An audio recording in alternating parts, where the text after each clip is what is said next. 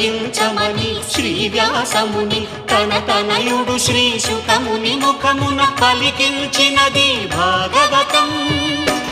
శ్రీ భాగవతం హరిచరితం రసభరితం, శ్రీహరిచరితం నవరసభరితం భాగవతం.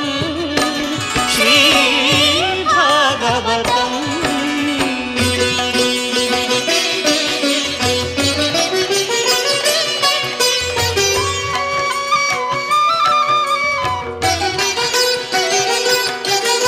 పూలు పళ్ళు పాలు తేనె అన్నీ తామై అలరే కథలివి.